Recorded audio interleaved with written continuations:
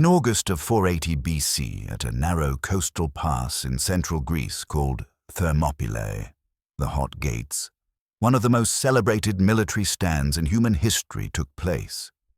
For 3 days, a small force of Greek warriors, led by 300 elite Spartan soldiers under King Leonidas I, held back the massive invasion force of the Persian Empire under King Xerxes IV.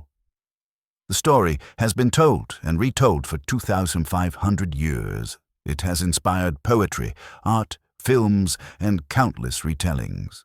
The image of 300 Spartans standing against 1,000,000 Persians has become synonymous with courage against impossible odds, with sacrifice for a greater cause, and with the idea that sometimes how you die matters as much as how you live. But what actually happened at Thermopylae? How many soldiers were really there? Why did the Spartans choose to make their stand at this particular place? And what were the consequences of this battle for both Greece and Persia? This is the true story of the Battle of Thermopylae, a story of strategic necessity, cultural values, tactical brilliance, human betrayal, and sacrifice that changed the course of Western civilization. The popular image of 300 Spartans against 1,000,000 Persians is dramatic but not entirely accurate. Let us examine what the historical evidence actually tells us about the forces engaged at Thermopylae. The Greek historian Herodotus, writing about 50 years after the battle, claimed that Xerxes commanded an army of over 5 million soldiers, plus an equal number of support personnel, for a total force exceeding 10 million people. This number is almost certainly a massive exaggeration. Modern logistical analysis suggests such a force would have been impossible to feed, transport, or command with the technology available in 480 BC. Modern historians, analyzing the available evidence and considering the logistical constraints of ancient warfare, estimate the Persian invasion force at between 70,000 and 300,000 fighting men, with most estimates clustering around 100,000 to 200,000. Even at the lower end of these estimates, this was an enormous army by the standards of the ancient world, far larger than any single Greek city-state could field.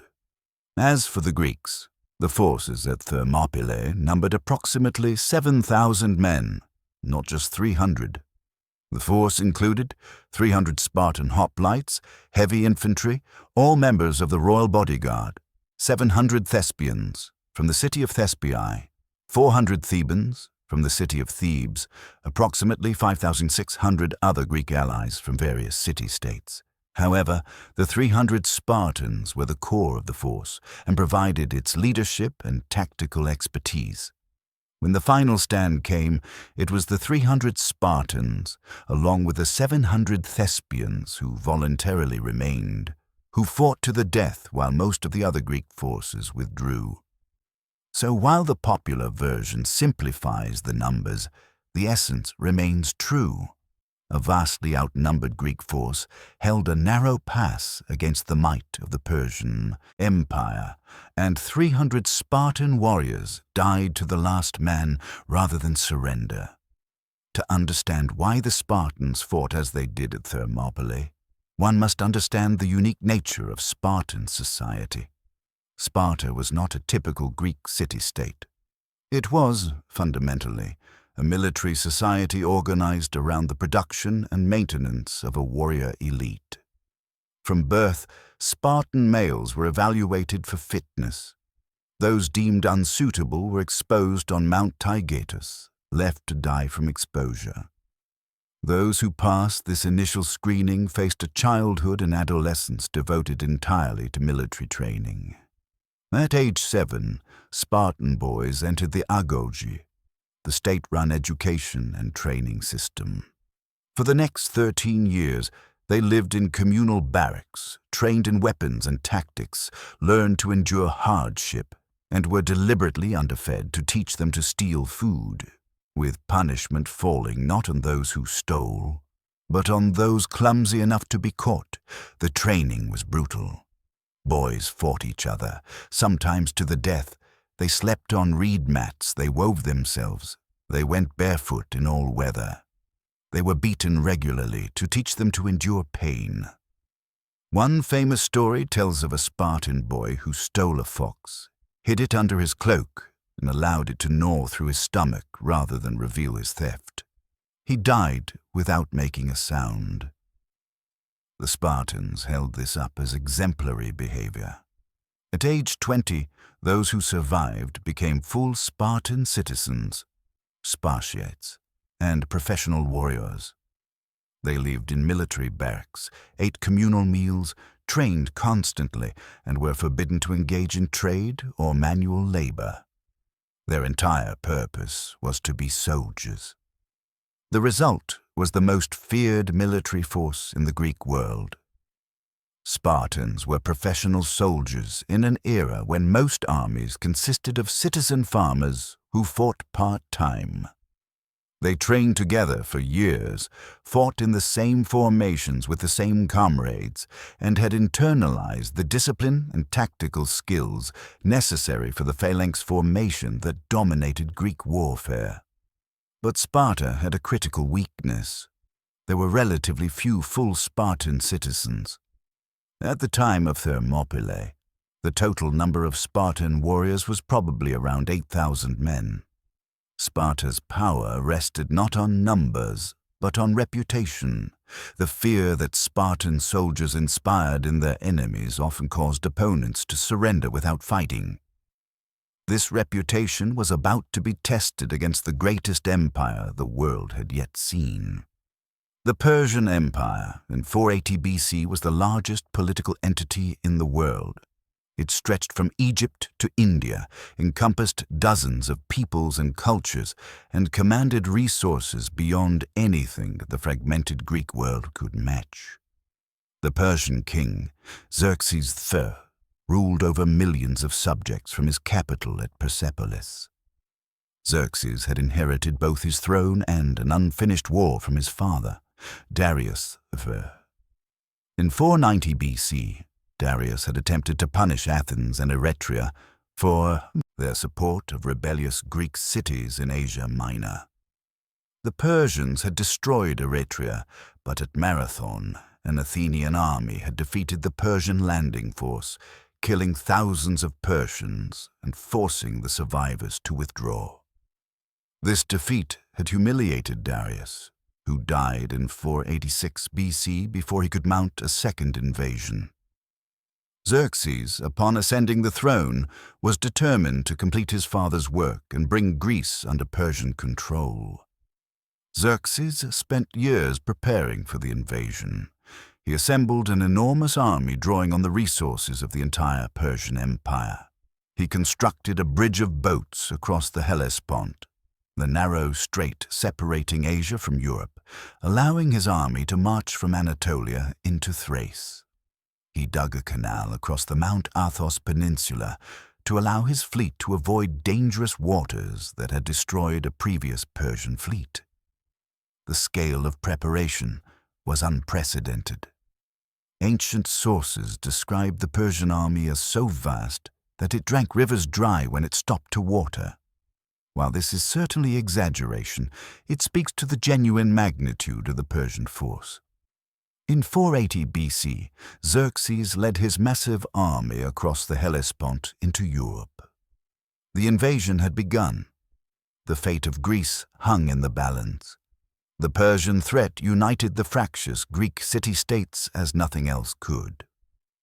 Greece was not a unified nation, but a collection of independent city-states, polis, that were as likely to fight each other as cooperate. Athens and Sparta, the two most powerful states, had fundamentally different political systems and had historically been rivals. But the Persian invasion threatened all of Greece. Representatives from various city-states met to coordinate a defensive strategy. Sparta, as the preeminent military power, was given overall command of the Greek forces. The strategic situation favored the defender in one crucial respect: geography. Greece is a mountainous country with a long, irregular coastline. There were only a few routes by which a large army could march from northern Greece into the heartland. The Greeks needed to find a defensive position where they could use the terrain to negate the Persian numerical advantage. The pass at Thermopylae was ideal for this purpose. The pass was a narrow coastal corridor, squeezed between the mountains and the sea, through which the main road from northern Greece to central Greece ran.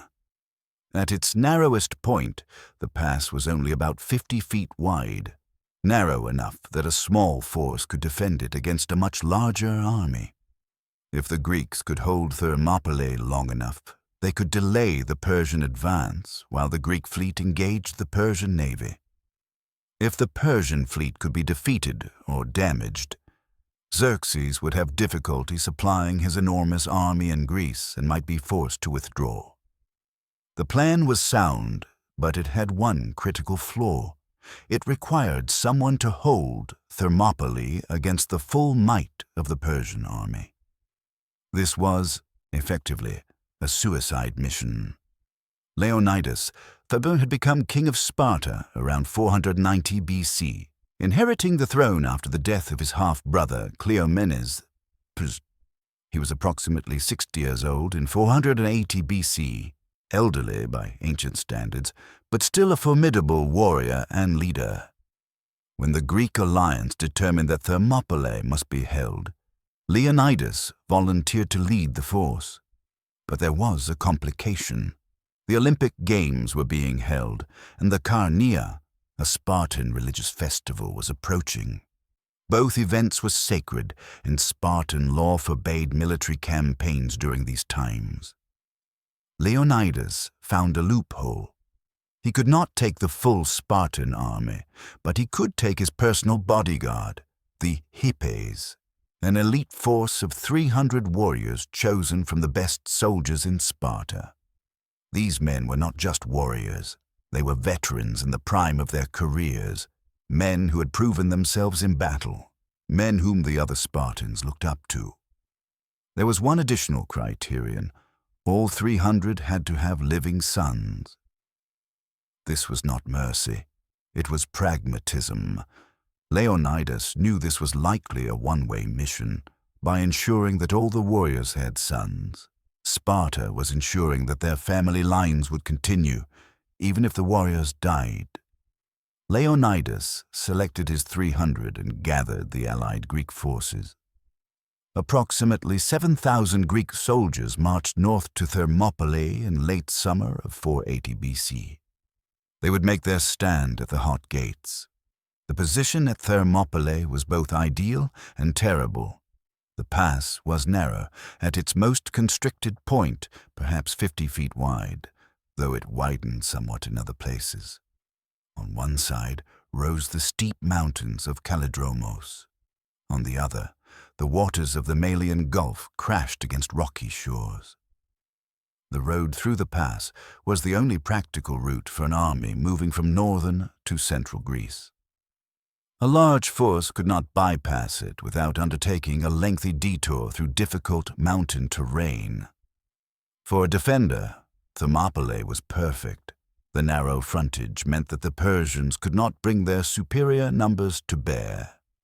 The Greeks fortified the pass, rebuilding an ancient wall called the Phocian Wall and positioning their forces to defend the narrow corridor.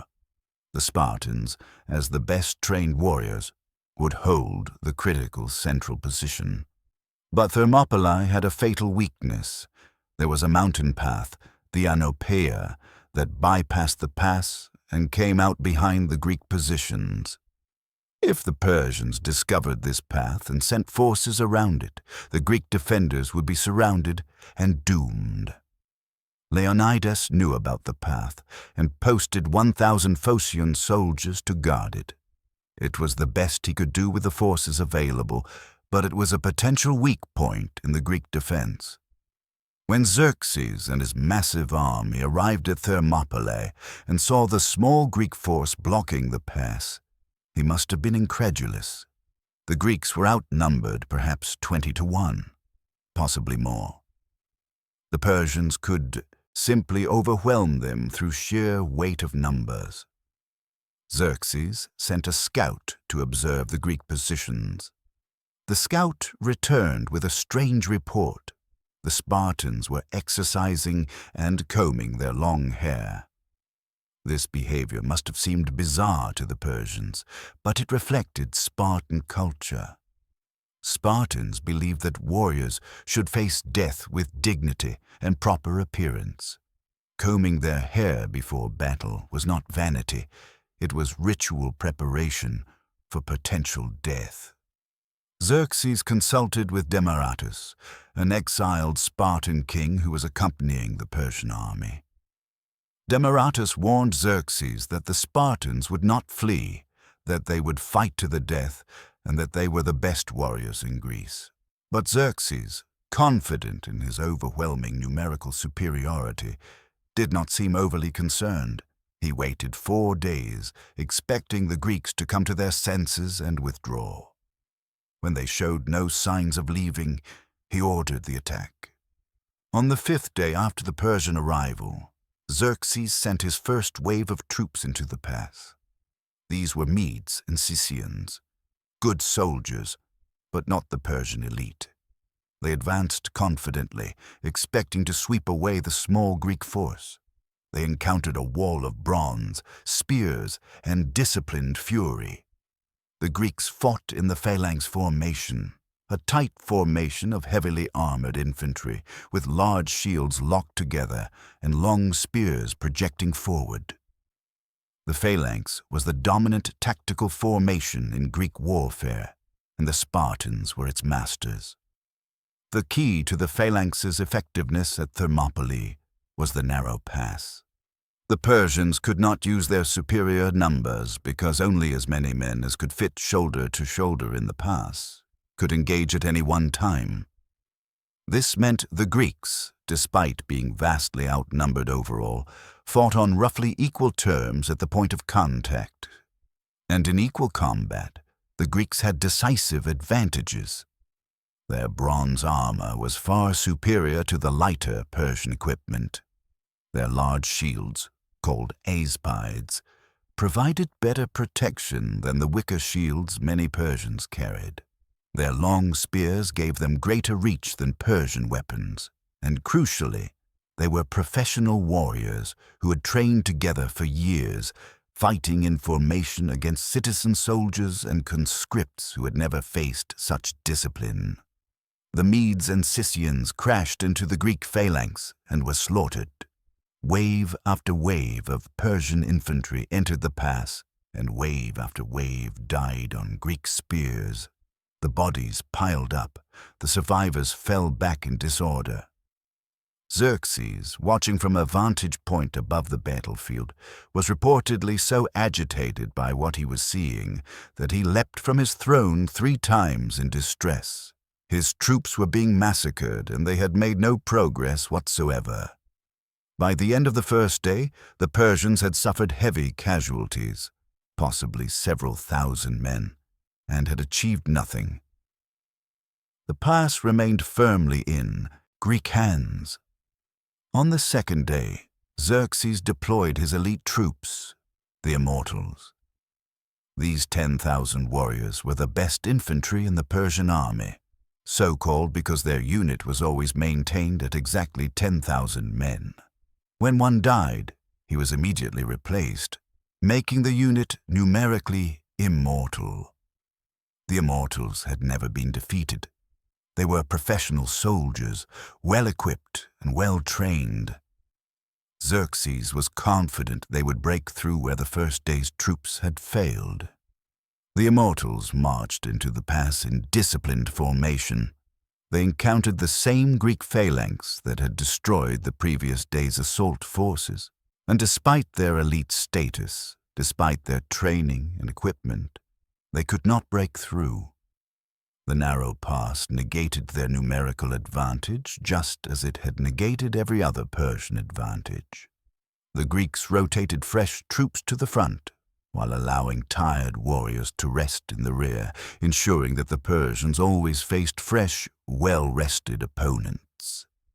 The Spartans and their allies employed tactical deception, pretending to retreat and then turning to attack the Persians when they broke formation to pursue.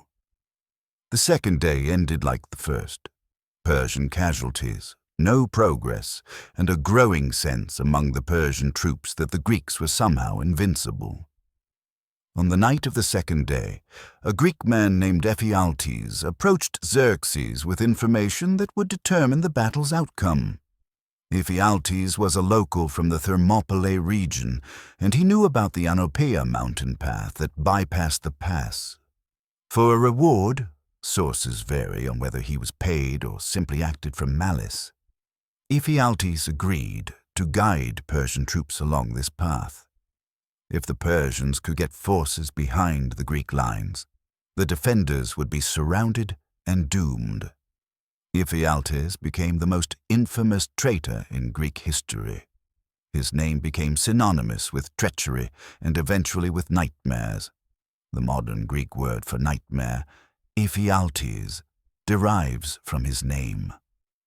Xerxes immediately grasped the opportunity. He ordered Hydarnes, commander of the Immortals, to take a strong force on a night march over the mountain path. If they could reach the Greek rear by dawn, they could attack the Greeks from behind while the main Persian army attacked from the front. The night march was difficult and dangerous. Mountain paths in darkness, unfamiliar terrain, the risk of getting lost. But Hydarnes and his Immortals were professionals. They pushed through the night. The 1,000 Phocians posted to guard the path were taken by surprise. When they heard the Persians approaching, they initially thought it was animals or falling rocks. By the time they realized it was an army, it was too late to effectively contest the path.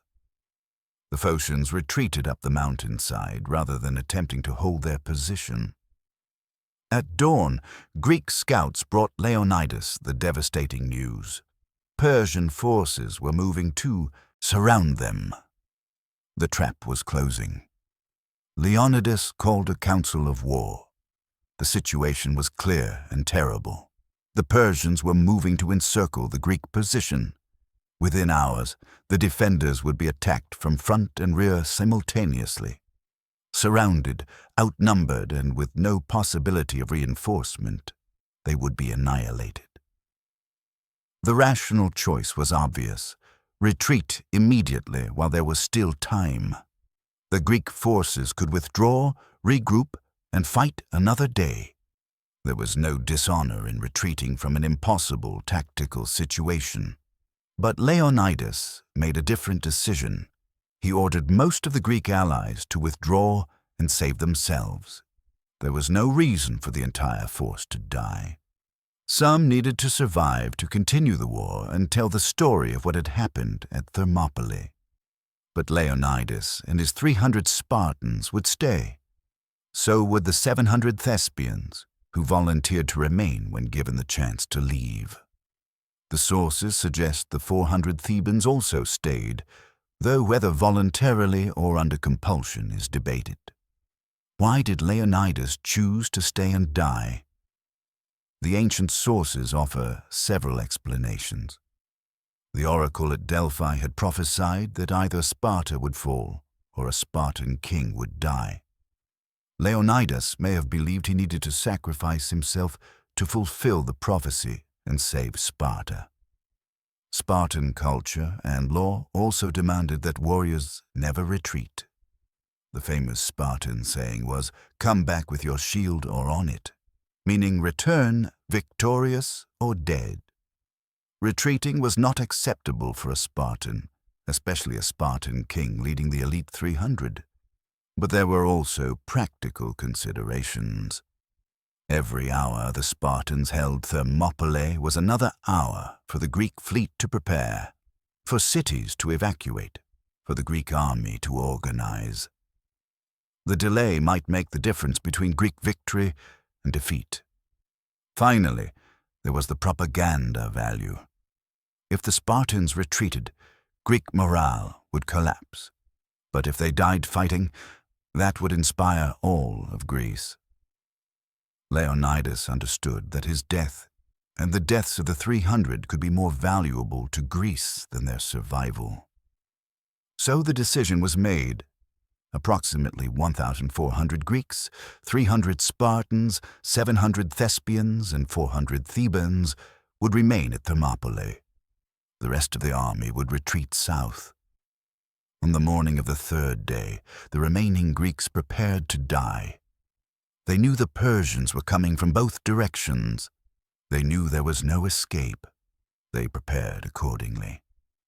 According to Herodotus, they ate a final meal together. They made jokes. When one soldier complained that Persian arrows would be so numerous they would blot out the sun, a Spartan warrior named Leonidas replied, "Good, then we will fight in the shade."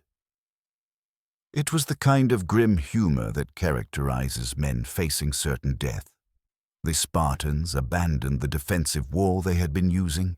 They moved forward into a wider part of the pass.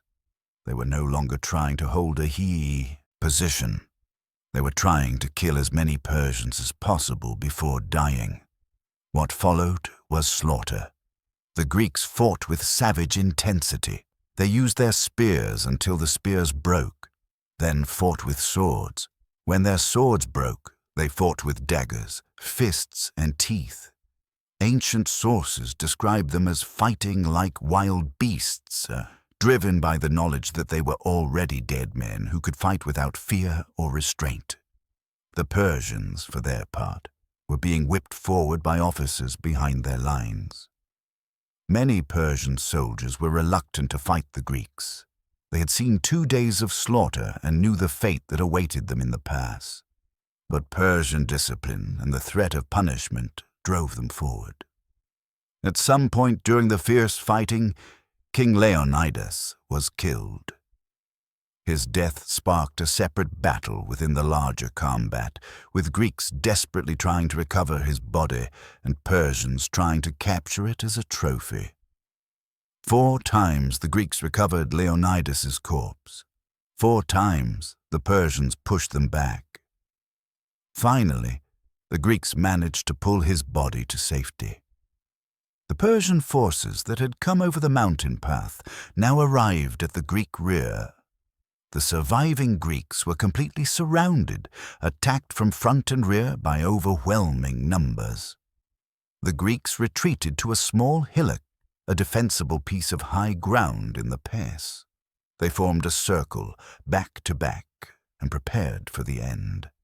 They had run out of spears. Most had lost or broken their swords. They fought with whatever weapons remained, knives, broken spears, shield edges. The Persians, unwilling to close with the desperate Greeks in hand-to-hand combat, pulled back and surrounded the hill. Then they filled the air with arrows. Volley after volley of arrows fell on the Greek position. By noon, every single defender was dead. 300 Spartans, 700 Thespians, and some number of Thebans had fought to the last man. Not one surrendered, not one fled. Xerxes had won. The pass was his.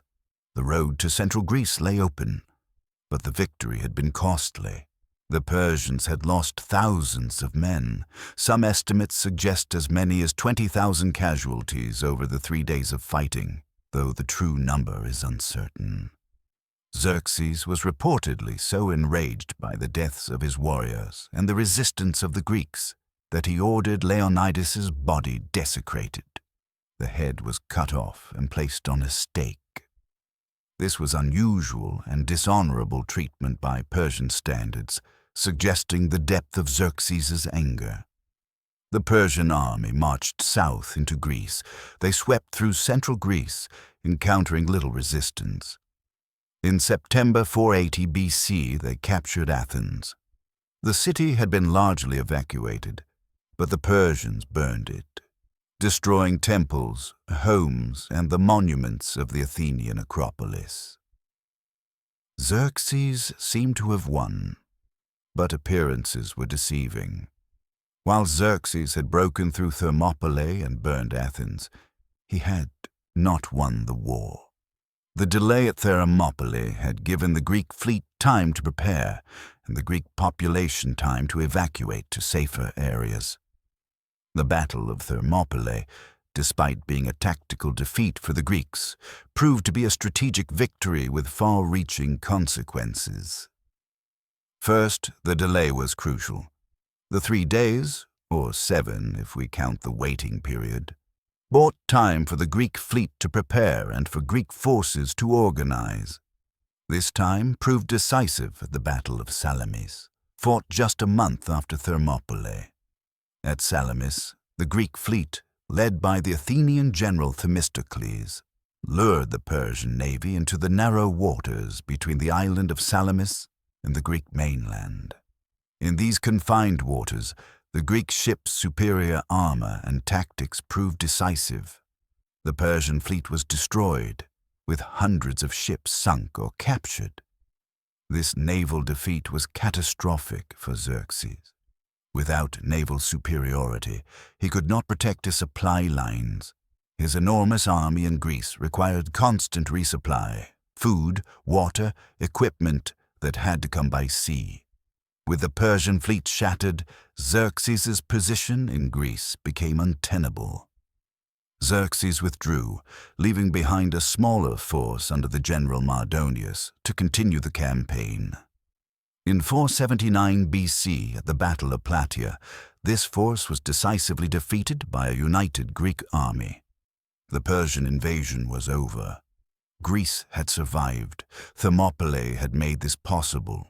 The delay had bought time. The example of Spartan courage had inspired the other Greeks.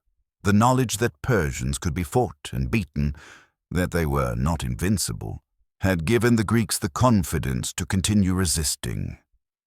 Perhaps even more important than the tactical consequences was the psychological and propaganda impact of Thermopylae. The battle became the defining symbol of Greek resistance to Persian aggression. The Greeks immediately recognized the propaganda value of what had happened. Monuments were erected at Thermopylae. The poet Simonides composed an epitaph for the Spartan dead that became one of the most famous inscriptions in history. "Go tell the Spartans, stranger passing by, that here, obedient to their laws, we lie." The epitaph is characteristically Spartan in its simplicity and emphasis on duty. There is no boasting, no claim of victory, just a simple statement. We did our duty and died. But the very simplicity made it powerful. The Spartans used Thermopylae to enhance their already formidable reputation. The story spread throughout Greece and beyond. 300 Spartans had held off the might of Persia for 3 days. This reputation for invincibility served Sparta well for generations. Other Greek states would often capitulate rather than fight Spartan forces, knowing the Spartans' reputation.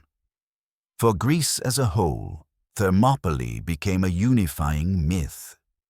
The fractious city-states, which spent most of their history fighting each other, had united to resist Persia. The sacrifice of Leonidas and the 300 demonstrated what Greeks could accomplish when they worked together. This unity, however temporary, had saved Greek independence. Modern historians debate various aspects of the Battle of Thermopylae, but certain conclusions seem clear. The strategy was sound. Choosing to defend at Thermopylae made strategic sense. The narrow pass negated Persian numerical superiority and bought time for Greek preparations. Even though the Greeks ultimately lost the battle, the strategic objective, delaying the Persian advance, was achieved. The tactics were effective. The Greek phalanx, fighting in the confined space of the pass, proved devastatingly effective against the Persian assault troops. The casualty ratio heavily favored the Greeks, with estimates suggesting the Persians lost 10-20 times as many men. The numbers were exaggerated. Both ancient sources inflated the numbers involved. There were not millions of Persians, and the Greek force was larger than just 300 Spartans. However, the Greeks were still heavily outnumbered, making their stand genuinely impressive. The betrayal was decisive. Ephialtes' betrayal, showing the Persians the mountain path, was the critical factor in the Greek defeat. Without this intelligence, the Persians might have been unable to dislodge the Greeks from Thermopylae, at least not without catastrophic casualties. The sacrifice was meaningful. While Leonidas and his men died, their sacrifice was not in vain. The delay and inspiration provided by Thermopylae contributed directly to ultimate Greek victory. The Battle of Thermopylae has resonated through Western culture for 2,500 years. It has inspired literature. From ancient Greek poetry to modern novels, Thermopylae has been a subject of countless literary works. The battle represents the archetype of the heroic last stand. Art. Painters and sculptors have depicted the battle for centuries. Jacques-Louis David's Leonidas at Thermopylae, 1814, is perhaps the most famous artistic representation. Film. The 1962 film, The 300 Spartans, and the 2007 film, 300, based on Frank Miller's graphic novel, brought the story to modern audiences, though with varying degrees of historical accuracy. Military culture. Military organizations worldwide study Thermopylae as an example of defensive tactics and the importance of morale and leadership.